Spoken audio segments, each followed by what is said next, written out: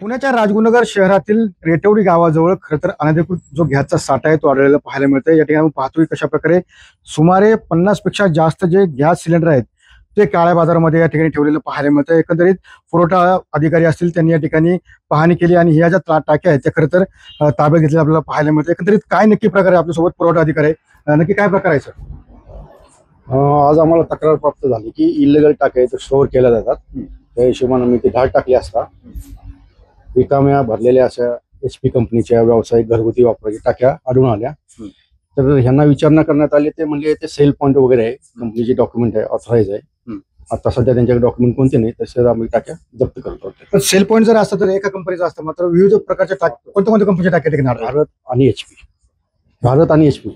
पण याच्यामध्ये जर कमर्शियल पण टाक्या दिसतात, निळ्या टाक्या आणि घरगुती पण आहेत, नक्की काय प्रकरण चालू होतं? म्हणजे गॅस भरतीचं प्रकरण होतं काय? गॅस भरतीच नाही, गॅस टाक्या स्टोअर केल्या, भरतीचा काही प्रकार आढळला नाही। शंका अशी आहे की ते ब्लॅक न किंवा इलिगल असं विकत असणार आहेत असं शंका आहे। टाक्या जप्त करतात। नक्की ज्यामध्ये पाहिलं की खरं तर राजगुरुनगर शहरापासून जवळच रेटवडी गाव आहे आणि या ठिकाणी अनधिकृतपणे गॅस ठेवले होते आणि पुरवठा अधिकाऱ्यांना याबाबतची जी तक्रार आहे ती मात्र या ठिकाणी दाखल झाली आणि याच नंतर पुरवठा अधिकाऱ्यांनी या ठिकाणी खरं तर छापा मारल्यानंतर या ठिकाणी 50 पेक्षा जास्त जे गॅस सिलेंडर आहे ते या ठिकाणी सापडलेले आपल्याला पाहायला मिळते। मात्र या ठिकाणी पाहिलं तर घरगुती सिलेंडर असतील किंवा व्यावसायिक सिलेंडर असेल हे एकमेकात भरले होते का याचाही तपास सध्या जे अधिकारी आहेत ते करताना आपल्याला पाहायला मिळत आहे। त्यामुळे अतुल स्वामी सुनील टीव्ही मराठी, रेटवडी, पुणे।